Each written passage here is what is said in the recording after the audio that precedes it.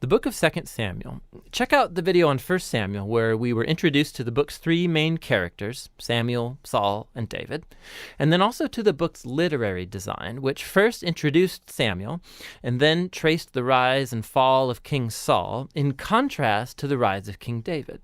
2 Samuel tells the story of David as Israel's king, and in two movements. There's a season of success and of blessing, followed by a huge moral failure and then its sad consequences. And then the book ends with this well-crafted conclusion that reflects back on the good and the bad in David's life, generating hope for a future king to come from his line. So 2 Samuel picks up after Saul's death, and David surprises everyone by composing this long poem where he laments the death of the very man who tried to murder him.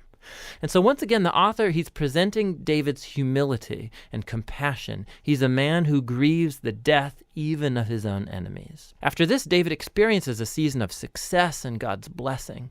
All of the Israelite tribes, they come to David and then they ask him to unify all the tribes as their king.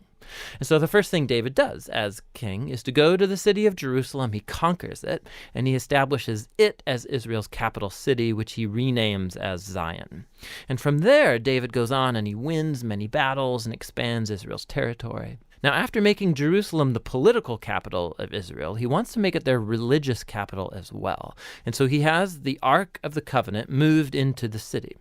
And then in 2 Samuel 7, he tells God, now that Israel has a permanent home, he thinks that God's presence should also get a permanent house. So he asks if he can build a temple for the God of Israel. But God says to David, thank you for that thought, but actually I'm going to build you a house, a dynasty. Now, 2 Samuel 7, this is a key chapter for understanding the storyline of the whole Bible, because God here makes a promise to David that from his royal line will come a future king who's going to build God's temple here on earth and set up an eternal kingdom. And it's this messianic promise to David that gets picked up and developed more in the book of Psalms and also in the books of the prophets. And it's this king that gets connected to God's promise to Abraham. The future messianic kingdom will be how God brings his blessing to all of the nations.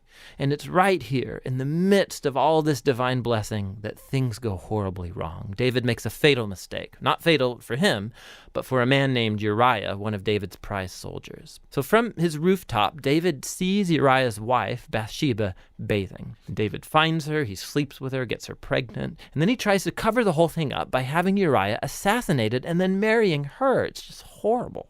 So when David's confronted by the prophet Nathan about all of this, he immediately owns up to what he's done. He's broken, he repents, he asks God to forgive him, and God does forgive him, but God doesn't erase the consequences of David's decisions. And so as a result of this horrible choice, David's family, his kingdom, it all falls apart. And it makes this section a tragic story, much like Saul's downfall.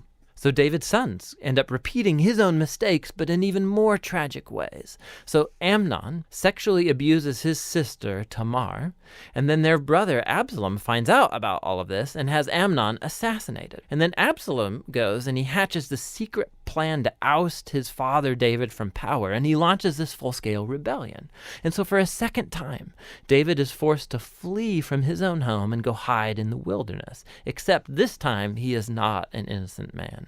The rebellion ends when David's son is murdered, when it breaks David's heart. And so once again, he laments over the very man who tried to kill him.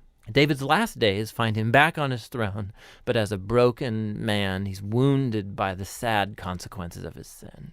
The book concludes with a well-crafted epilogue, with stories that are out of chronological order, but they have this really cool symmetrical literary design. So the outer pair of stories come from earlier in David's reign, and they compare the failures of Saul and then of David, and how each of them hurt other people through their bad decisions. The next inner pair of stories are about David and his band of mighty men who went about fighting the Philistines. And what's interesting is that both sections have a story of David's weakness in battle.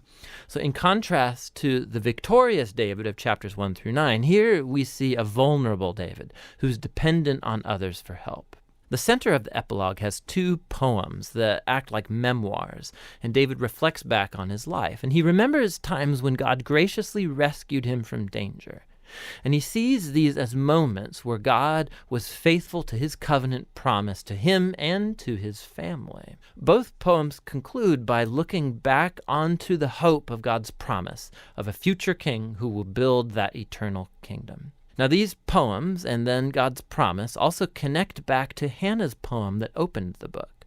And so these key passages from the beginning, now the middle, and the end of the book bring the book's themes all together.